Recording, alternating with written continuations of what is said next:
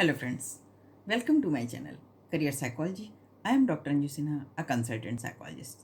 आज मैं आपको बाल विकास CTET UP टेट एग्जामिनेशन की सीरीज में 4th चैप्टर बुद्धि का निर्माण एवं बहुआयामी बुद्धि के चैप्टर को लूँगी, जो 4th चैप्टर है. प्लीज़ पे योर अटेंशन. यहाँ बहुत सी इंपॉर्टेंट बातों को मैं आपको बताऊंगी, जो बहुत ध्यान से सुनिएगा और आपके एग्जामिनेशन में इससे बहुत सारे क्वेश्चन पूछे जाते हैं. बुद्धि क्या है? बुद्धि वह योग्यता है जो हमें नए परिस्थितियों में निपटने की सीख देती है, समस्याओं के समाधान में मदद करती है और इसके साथ ही साथ अपने उद्देश्य प्राप्ति में सफल बनाती है. इसे ही हम बुद्धि कहते हैं. हालांकि बहुत सारे मनोवैज्ञानिकों ने बुद्धि को अलग अलग ढंग से परिभाषित किया है, लेकिन हम बुद्धि को समस्याओं के समाधान की प्रवृत्ति ही मानते हैं. यद्यपि बुद्धि के संदर्भ में मनोवैज्ञानिकों में मतभेद है, फिर भी यह निश्चित तौर पर कहा जा सकता है कि किसी व्यक्ति के व्यक्तित्व का मुख्य निर्धारक, क्योंकि वह व्यक्ति की योग्यता ही से ही पता चलता है कि उस व्यक्ति में जन्मजात शक्ति कैसी है. उसके उचित विकास, उसके परिवेश की भूमिका प्रमुख होती है. मानव विकास की विभिन्न अवस्थाओं में बुद्धि का विकास का अंतर अलग अलग होता है. बुद्धि के मुख्यतः 3 पक्ष होते हैं: कार्यात्मक, संरचनात्मक एवं क्रियात्मक. बुद्धि को मुख्यतः 3 श्रेणियों में बांटा गया है: सामाजिक बुद्धि, स्थूल बुद्धि और अमूर्त बुद्धि. वर्णानुक्रम एवं वातावरण, इन दोनों का अंतःक्रिया बुद्धि को निर्धारित करने में महत्वपूर्ण रोल प्ले करती हैं. बुद्धि के सिद्धांत में हम देख सकते हैं कि बहुत सारे सिद्धांत दिए गए हैं, इन्हीं से क्वेश्चंस पूछे जाते हैं, इसलिए हर एक सिद्धांत के मूलभूत बातों को समझने का आप जरूर प्रयत्न करिएगा. एक कारक सिद्धांत, 1 फैक्टर थियरी, ये कहता है कि इसको बिने ने प्रतिपादित किया था और इस सिद्धांत का समर्थन कर इसको आगे बढ़ाने में टर्मन और स्टर्न जैसे मनोवैज्ञानिकों का भी है. इन मनोवैज्ञानिकों का मत है कि बुद्धि एक अविभाज्य इकाई है. स्पष्ट है कि इस सिद्धांत के अनुसार बुद्धि को एक शक्ति या कारक के रूप में माना गया है. इन मनोवैज्ञानिकों ने बुद्धि को वह मानसिक शक्ति के रूप में माना है जो व्यक्ति को समस्त कार्यों का समाधान करती है तथा व्यक्ति के समस्त व्यवहारों को भी प्रभावित करती है. द्विकारक सिद्धांत ये कहता है, जिसके प्रतिपादक स्पीयरमैन है, कि सभी प्रकार के मानसिक कार्यों में 2 प्रकार की मानसिक योग्यताओं की आवश्यकता होती है. प्रथम तो यह कि सामान्य मानसिक योग्यता और दूसरा होता है विशिष्ट मानसिक योग्यता, जिससे हम किसी काम को करते हैं. प्रत्येक व्यक्ति में सामान्य मानसिक योग्यता तथा इसके अतिरिक्त कुछ न कुछ विशिष्ट मान्य योग्यता, मानसिक योग्यता, विशिष्ट योग्यता होती अवश्य है. एक व्यक्ति जितनी ही क्षेत्रों अथवा विशेष विषयों में कुशल होता है, उसमें उतनी ही विशिष्ट योग्यताएं पाई जाती हैं. यदि एक व्यक्ति को ही क्षेत्रों अथवा विषयों में यदि एक व्यक्ति से एक से अधिक विशिष्ट योग्यताएं होती हैं, तो इस विशिष्ट योग्यताओं में कोई विशेष संबंध नहीं पाया जाता है. स्पीयरमैन का यह भी कहना था कि एक व्यक्ति में सामान्य योग्यता की मात्रा जितनी ही ज़्यादा पाई जाती है, वह उतना ही अधिक बुद्धिमान होता है.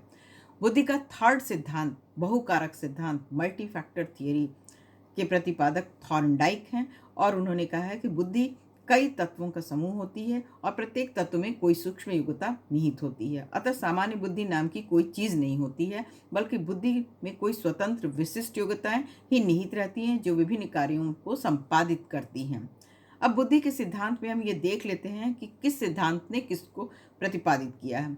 एक कारक सिद्धांत को बिने, टर्मन और स्टर्न ने किया है.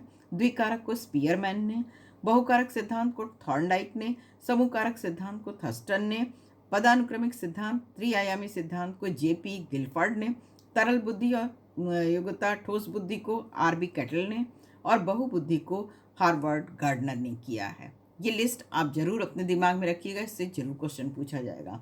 अब हम देते हैं कि बुद्धि के सिद्धांत में नेक्स्ट सिद्धांत है प्रतिदर्श यानी सैंपल थियरी का. इस सिद्धांत को थॉमसन ने प्रतिपादित किया था और उनका ये कहना था कि व्यक्ति का बौद्धिक व्यवहार अनेक स्वतंत्र योग्यताओं पर निर्भर करता है, किंतु इन सभी योग्यताओं का क्षेत्र लिमिटेड होता है, सीमित होता है. प्रतिदर्श सिद्धांत के अनुसार बुद्धि कई स्वतंत्र तत्वों से मिलकर बनी होती है. कोई विशिष्ट परीक्षण या विद्यालय संबंधी क्रिया में इनमें से कुछ तत्व स्पष्ट रूप से दिखाई देते हैं तथा कुछ स्पष्ट रूप से नहीं दिखाई देते हैं, तब उनमें सामान्य तत्व की विद्यमानता मानी जाती है. यह भी संभव है कि अन्य परीक्षाओं में विभिन्न तत्व दिखाई दे, तभी कोई भी तत्व सामान्य नहीं होगा. नेक्स्ट ग्रुप फैक्टर थियरी है, जो इसके प्रतिपादक थर्स्टन रहे हैं, और इन्होंने ये माना है कि मानसिक योग्यताओं का परीक्षण करते हुए इस निष्कर्ष पर पहुंचा जा सकता है कि कुछ मानसिक योग्यताओं में कुछ प्रमुख तत्व निहित रहते हैं, समान मात्रा में पाए जाते हैं, और इन क्रियाओं के कई ग्रुप बन जाते हैं जो कि अपना एक प्रमुख रोल प्ले करते हैं। गिलफोर्ड का सिद्धांत ये कहता है कि बुद्धि जो है वो कई बुद्धि परीक्षण से संबंधित कई कारकों पर विश्लेषण करके मानव बुद्धि को प्राप्त करता है, और इसमें कई फैक्टर काम करते हैं, कई प्रतिमान होते हैं। उन्होंने अपने अध्ययन द्वारा यह प्रतिपादित करने का प्रयास किया कि हमारी किसी भी मानसिक प्रक्रिया अथवा बौद्धिक कार्य को 3 आयामों में बांटा जा सकता है: संक्रिया, सूचना सामग्री या विषय वस्तु तथा उत्पादन में इन बुद्धि का को विभाजित करके जाना जा सकता है। संक्रिया का अर्थ है यहाँ हमारी उस मानसिक चेष्टा, तत्परता और क्रियाशीलता से होता है जिसकी मदद से हम किसी भी सूचना सामग्री का, विषय वस्तु का अपने चिंतन मनन को विषय बनाते हैं तथा दूसरे शब्दों में इसे चिंतन तथा मनन करते हुए अपनी बुद्धि में काम में लाने का प्रयास करते हैं। तो इस तरह से हम देखते हैं कि हमारी बुद्धि जो है कैसे काम करती है। अब हम देख लेते हैं कैटल का फ्लूइड तथा क्रिस्टलाइज्ड थियरी क्या कहता है। फ्लूइड थियरी है, कैटल का 2 पार्ट में किया है इन्होंने, फ्लूइड और क्रिस्टलाइज। फ्लूइड के अनुसार वंशानुक्रम, कार्यकुशलता अथवा केंद्रीय nervous system, central nervous system की दी हुई विशेषता पर आधारित एक सामान्य योग्यता है, और यह सामान्य योग्यता सांस्कृतिक कल्चर से प्रभावित नहीं होती बल्कि नए और विगत परिस्थितियों से भी, पास्ट से भी प्रभावित होती है। इसको हम फ्लूइड कहते हैं। क्रिस्टलाइज्ड जो इन्होंने डिवाइड किया है उसका संबंध लर्निंग और इन्वायरमेंट से होता है। नेक्स्ट हम देखते हैं कि केली एवं थर्स्टन का बहुआयामी बुद्धि यानी मल्टी डायमेंशनल इंटेलिजेंस, इसमें उन्होंने बुद्धि के निर्माण में प्राथमिक मानसिक योग्यताओं को सर्वोपरि माना है, और केली ने कहा है कि बुद्धि का निर्माण उन्हीं योग्यताओं से होता है जिनमें वर्बल लर्निंग होती है, गामक योग्यता होती है, सांख्यिकी योग्यता होती है, यांत्रिक योग्यता, सामाजिक योग्यता, संगीतात्मक योग्यता, स्थानिक संबंधों के साथ उचित ढंग से व्यवहार करने की योग्यता, रुचि और शारीरिक योग्यता होती है। थर्स्टन का मत है कि बुद्धि इन प्राथमिक मानसिक योग्यताओं का समूह होता है: प्रत्यक्षीकरण संबंधित योग्यता, तार्किक व वाचिक योग्यता, सांख्यिकी योग्यता, ये सभी जो है स्मृति संबंधी योग्यता, इंडक्टिव और डिडक्टिव रीजनिंग, ये थर्स्टन ने बुद्धि में मल्टी फैक्टर थियरी में इंपॉर्टेंट माना है। वैसे तो अधिकतर मनोवैज्ञानिकों ने केली एवं थर्स्टन की बुद्धि सिद्धांतों की आलोचना की है, परंतु अधिकतर मनोवैज्ञानिकों ने यह भी माना है कि बुद्धि का मल्टी डायमेंशनल होना निश्चित तौर पर संभव है। मल्टी डायमेंशनल बुद्धि होने के कारण ही कुछ लोग कई प्रकार के क्रियाओं में, कौशलों में निपुण होते हैं। अब हम देख लेते हैं कि मानसिक आयु और एवं बुद्धि परीक्षण क्या होते हैं। बुद्धि परीक्षण के द्वारा व्यक्ति के व्यक्तित्व की क्षमताओं का, विशेषताओं का पता लगाया जाता है। पाश्चात्य जो मनोवैज्ञानिक रहे उन्होंने बुद्धि के प्रमाणित मापन की विधियों की खोज की है, और इस संदर्भ में सर्वप्रथम जो नाम आता है वो वुंड का है, जिन्होंने 1879 में बुद्धि के मापन के लिए ही मनोवैज्ञानिक प्रयोगशाला इसकी स्थापना की थी लिप्जिग, जर्मनी में। फ्रांसीसी मनोवैज्ञानिक अल्फ्रेड बीने ने उनके साथी साइमन ने बुद्धि के मापन के आधार पर बच्चों के निर्णय, स्मृति, तर्क एवं आंकिक जैसे मानसिक कार्यों को ही माना है। उन्होंने इन कार्यों से संबंधित अनेक प्रश्न तैयार किए और अनेक बच्चों पर आजमाया। इस परीक्षण के अनुसार जो बालक अपनी आयु के निर्धारित सभी प्रश्नों के सही उत्तर देता है वह सामान्य बुद्धि का होता है, और जो अपनी आयु से ऊपर की आयु के बच्चों के लिए निर्धारित प्रश्नों का उत्तर दे देता है, मतलब उसकी आयु अगर 10 साल की है और वो 12 साल के एज के लिए बने हुए प्रश्नों को, क्वेश्चनर को सॉल्व कर देता है, तो वह उच्च बुद्धि का होता है। जो अपनी आयु के सभी प्रश्नों को, निर्धारित सभी प्रश्नों का सही उत्तर देता है वह सर्वोच्च बुद्धि का होता है, एवं जो अपनी आयु के बच्चों के लिए निर्धारित प्रश्नों का सही उत्तर नहीं दे पाता है, नीचे के एज ग्रुप के बच्चों का भी उत्तर नहीं दे पाता है, वह निम्न बुद्धि का होता है। उन सभी बातों को सर्वप्रथम विलियम स्टर्न ने बुद्धि के मापन के लिए बुद्धि लब्धि के प्रयोग का सुझाव दिया। टर्मन ने सर्वप्रथम बुद्धि लब्धांक IQ ज्ञात करने की विधि बताई, और इनके अनुसार बुद्धि लब्धि यानी आईक्यू को बच्चे के मानसिक आयु को उसकी वास्तविक आयु से भाग करके 100 से गुणा करके प्राप्त किया जा सकता है। इनके अनुसार बुद्धि लब्धि आईक्यू का जो सूत्र है MA/CA/100, मतलब मानसिक आयु अपॉन शारीरिक आयु इंटू 100। उदाहरण स्वरूप यदि किसी बालक की मानसिक आयु 12 वर्ष और वास्तविक आयु 10 वर्ष है तो उसकी बुद्धि लब्धि की गणना हम इस प्रकार कर सकते हैं कि IQ इज इक्वल टू मानसिक आयु अपॉन शारीरिक आयु इंटू 100, यानी 12/10 इंटू 100 120 हुआ। मनोवैज्ञानिकों ने बुद्धि की कई कैटेगरी निर्धारित की है, जिसके अनुसार हम बुद्धि का निर्णय लगा लेते हैं कि 130 या इससे ऊपर के अतिश्रेष्ठ माने जाते हैं और 69 65 के नीचे के जो है वो निश्चित तौर पे क्षीण बुद्धि के माने जाते हैं। शिक्षा के क्षेत्र में बुद्धि परीक्षणों का महत्व क्या है? शैक्षणिक मार्गदर्शन में है, समस्याओं के समाधान में है, सही दिशा निर्देश देने, लक्ष्य को प्राप्ति करने में है, अच्छा नागरिक बनाने के लिए है और सही उन्नति का मार्ग प्रशस्त करने के लिए ही बुद्धि का प्रयोग किया जाता है। छात्र वर्गीकरण स्टूडेंट्स क्लासिफिकेशन में भी छात्रों की मानसिकता, फलस्वरूप उनके कक्षा शिक्षण का निष्पादन अलग अलग तरीके से होता है, वहाँ भी बुद्धि का के परीक्षणों की जरूरत पड़ती है। यौन विभिन्नता में सेक्स डिफ्रेंसिएशन में सेक्सुअल डिफ्रेंसिएशन में भी बुद्धि की इम्पोर्टेंस है। स्वयं के ज्ञान में भी अपने भीतर की क्षमताओं को जानना, पहचानना, अपनी शक्तियों को, आकांक्षाओं की पूर्ति करना, इस सब बुद्धि के द्वारा संभव हो पाता है। बुद्धि परीक्षाएं बालकों के व्यक्तित्व के स्वरूप को स्पष्ट करती हैं। उनके भीतर जो भी तत्व माइनस हैं, प्लस हैं, स्ट्रेंथ वीकनेसेस हैं, उनको फाइंड आउट करती हैं। लर्निंग कैपेसिटी में बुद्धि बहुत उपयोगी होती है। व्यावसायिक मार्गदर्शन देने में, अनुसंधान रिसर्च करने में, छात्रों के चयन करने में, उनके एडमिशन में, उनकी स्कॉलरशिप में और विशिष्ट योग्यताओं के निर्धारण में बुद्धि का बहुत बड़ा रोल होता है। अब हम आइए देख लेते हैं कि बुद्धि के प्रकार क्या हैं। बुद्धि कितने प्रकार की होती है, कितने टाइप्स की होती है। अगर हम गैरेट के देखें तो बुद्धि का 3 प्रकार माना जाता है, मुख्य प्रकार माना जाता है जिसके अनुसार बुद्धि काम करती है। पहला है मूर्त बुद्धि, इसमें यांत्रिक बुद्धि भी कहा जा सकता है। इसका संबंध यंत्रों और मशीनों से होता है। और दूसरा है अमूर्त बुद्धि, जिसका संबंध पुस्तकीय ज्ञान से होता है, जो व्यक्ति में अनुभव विकसित करती है, उनकी रुचि विकसित करती है। वे व्यक्ति अच्छे वकील, डॉक्टर, दार्शनिक, चित्रकार, साहित्यकार आदि होते हैं। नेक्स्ट है सामाजिक बुद्धि, ये थर्ड है। इस बुद्धि का संबंध व्यक्तिगत व सामाजिक कार्यों से होता है और इसके साथ ही साथ इसके अंतर्गत व्यक्ति में मिलनसार, सामाजिक गुण, इंट्रोवर्ट, एक्सट्रोवर्ट होना, रुचि लेना, मानव संबंध से परिपूर्ण होता है सामाजिक बुद्धि।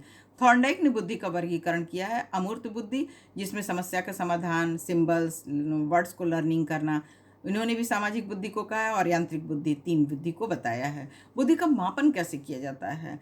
सर्वोत्तम बालक के चुनाव हेतु, पिछड़े बालकों के चुनाव के लिए, आपराधिक व समस्यात्मक बालकों का सुधार करने के लिए, बालकों का वर्गीकरण करने के लिए, बालकों की विशिष्ट योग्यताओं का ज्ञान प्राप्त करने के लिए, बालकों का क्षमता अनुसार कार्य करने के लिए, बालकों को भावी सफलता का ज्ञान देने के लिए और राष्ट्र में बालकों की बुद्धि का ज्ञान प्राप्त करने के लिए बुद्धि का मापन किया जाता है।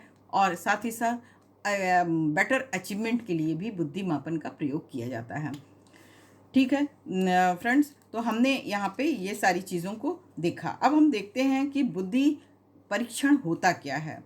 अल्फ्रेड बिने ने बुद्धि के प्रशासन को लेके कई वर्गीकरण किए हैं, जिसमें उन्होंने व्यक्तिगत बुद्धि, सामूहिक बुद्धि, पदों या प्रश्नों के स्वरूप के आधार पर शाब्दिक परीक्षण, अशाब्दिक परीक्षण, क्रियात्मक बुद्धि, अभाषाई बुद्धि, फिर गति परीक्षण, शक्ति परीक्षण, व्यक्तिगत बुद्धि परीक्षण, सामूहिक बुद्धि परीक्षण, इन भागों में विभाजित किया है। अब हम इनको थोड़ा सा डिटेल देख लेते हैं, क्योंकि इसमें से प्रश्न जरूर पूछे जाते हैं। शाब्दिक बुद्धि परीक्षण क्या है? जिनमें पद या प्रश्न लिखित भाषा या शब्दों में होते हैं, पढ़े लिखे व्यक्तियों पर प्रशासित किए जाते हैं। ये 2 प्रकार के होते हैं, शाब्दिक व्यक्ति बुद्धि परीक्षण और शाब्दिक सामूहिक बुद्धि परीक्षण। शाब्दिक व्यक्तिगत बुद्धि परीक्षण क्या होते हैं? एक ही व्यक्ति पर प्रशासित किया जाता है, प्रश्नों में शब्दों का प्रयोग किया जाता है और मुख्य उदाहरण इसका बिने साइमन परीक्षण है। शाब्दिक सामूहिक बुद्धि परीक्षण क्या होता है? समूह पर प्रशासित किया जाता है, प्रश्नों में शब्दों का प्रयोग किया जाता है और मुख्य उदाहरण है इसका अल्फा आर्मी क्लासिफिकेशन। अशाब्दिक बुद्धि परीक्षण, नेक्स्ट इसको देखते हैं। समूह व व्यक्तिक दोनों पर प्रशासित किया जाता है, इंडिविजुअल लेवल पे, ग्रुप लेवल पे भी। प्रश्न या पद अशाब्दिक होते हैं, भाषा का प्रयोग नहीं किया जाता है, निर्देश प्रशासन में भाषा का प्रयोग होता है, कोई नमूना चित्र और आदि बनाना होता है। रेवन प्रोग्रेसिव मैट्रिसेस अशाब्दिक बुद्धि परीक्षण का प्रमुख उदाहरण है, जरूर ध्यान रखिएगा। क्रियात्मक बुद्धि परीक्षण में निर्देश व प्रशासन में भाषा, चित्राभिनय व हाव भाव का प्रयोग किया जाता है। भाषा का प्रयोग नहीं होता है। वस्तुओं को जोड़ तोड़कर आकृति बनानी होती है। इसमें सैंग्विन फॉर्म बोर्ड परीक्षण का नाम आता है। कोह का ब्लॉक डिजाइन टेस्ट, अलेक्जेंडर पास एलॉन्ग टेस्ट इसके मुख्य उदाहरण हैं क्रियात्मक परफॉर्मेंस इंटेलिजेंस टेस्ट के। अभाषाई बुद्धि परीक्षण, प्रश्नों में भाषा का प्रयोग बिल्कुल नहीं होता है, निर्देशों में भी भाषा का प्रयोग नहीं होता है। मैनिपुलेशन का ड्राइंग के आधार पर बनाना होता है। इसमें संस्कृति मुक्त परीक्षण, कैटल का ड्रॉ ए मैन परीक्षण और गुड एनफ द्वारा निर्मित प्रमुख परीक्षण के उदाहरण हैं। गति बुद्धि परीक्षण, स्पीड टेस्ट क्या होता है, जिसमें प्रश्नों के कठिनाई स्तर सामान्य होते हैं। प्रश्नों की संख्या अधिक होने के कारण दिए गए समय में सभी प्रश्नों को हल करना बहुत हार्ड होता है। जितने अधिक प्रश्नों का उत्तर दिया जाता है उसी के आधार पर बुद्धि का अनुमान लगाया जाता है। बुद्धि का संबंध प्रश्नों को हल करने की स्पीड, गति से होता है। शक्ति बुद्धि परीक्षण यानी पावर टेस्ट होता है। इसमें प्रश्नों का पद सरल, कठिन, अधिक कठिन व अंत में सबसे कठिन इस क्रम में रखे जाते हैं। डिफिकल्टी लेवल को किस स्तर तक प्रश्नों का सही सही हल किया जाए, बुद्धि को इस आधार पर मापते हैं। अलेक्जेंडर पास एलॉन्ग टेस्ट इसका प्रमुख उदाहरण है। फिर हम देखते हैं कि व्यक्तिगत और सामूहिक बुद्धि परीक्षणों में अंतर क्या है। व्यक्तिगत बुद्धि परीक्षण एक समय में एक ही व्यक्ति की परीक्षा की जाती है। छोटे बालकों के लिए ये अधिक उपयुक्त होता है। अनुभवी व प्रशिक्षित व्यक्ति ही इसे ले सकता है। इसमें अधिक समय लगता है। परीक्षार्थी में निकट संबंध ज्ञात होता है। परीक्षण परीक्षार्थी के गुण दोषों का पूर्ण अध्ययन करते हैं। अधिक धन व्यय होता है। प्रश्नों की संख्या कम होती है। परीक्षार्थी परीक्षा के प्रति सतर्क होता है। परीक्षणों की विश्वसनीयता व प्रामाणिकता अधिक होती है। परीक्षण में अनुचित साधनों का प्रयोग संभव नहीं है। ग्रुप टेस्ट में वही हम देखते हैं कि एक समय में बहुत सारे लोगों की परीक्षा ली जाती है। बड़े बालकों व वयस्कों पर इसका प्रयोग किया जा सकता है। सामान्य योग्यता का व्यक्ति भी इसको कर सकता है। इसमें सबसे बड़ी इम्पॉर्टेंस है कि कम समय लगता है, निकट संपर्क स्थापित नहीं होता, केवल सामान्य अध्ययन कर सकते हैं, कम धन की आवश्यकता होती है, प्रश्नों की संख्या अधिक होती है, परीक्षार्थी उदासीन हो सकता है, विश्वसनीयता व प्रामाणिकता अपेक्षाकृत कम होती है और अनुचित साधनों का प्रयोग होने की संभावना अधिक बनी रहती है। शाब्दिक और अशाब्दिक बुद्धि परीक्षणों में अंतर। शाब्दिक बुद्धि परीक्षण पद या प्रश्नों में शब्दों का प्रयोग होता है। उत्तर भाषा के माध्यम से ही दे सकते हैं। भाषा जानने वाले व पढ़े लिखे लोगों पर प्रयुक्त होता है। मंदबुद्धि, गूंगे, बहरे आदि पर यह प्रयोग नहीं किया जा सकता है। अशाब्दिक बुद्धि परीक्षण स्थूल सामग्री व चित्रों में होता है। उत्तर चित्रपूर्ण करके कोई आकृति बनाकर या वस्तु को छांट कर देते हैं। पढ़ा लिखा होना या भाषा जानना इसके लिए आवश्यक नहीं है या इन सभी पर प्रयुक्त हो सकता है। तो दोस्तों, इस तरह से हम देखते हैं कि बुद्धि और बुद्धि परीक्षण का निर्माण कैसे होता है, उनके बहुआयामी उपयोग क्या है। आशा करती हूँ कि ये सभी चीज़ें, सभी कॉन्सेप्ट आपको बहुत अच्छे से समझ में आ गया होगा। आप कई बार इसको देख लीजिएगा, सभी प्रश्न इसी के अंदर आएंगे। Thank you guys for watching my video. Please like, share, comment and subscribe my channel. Have a good day.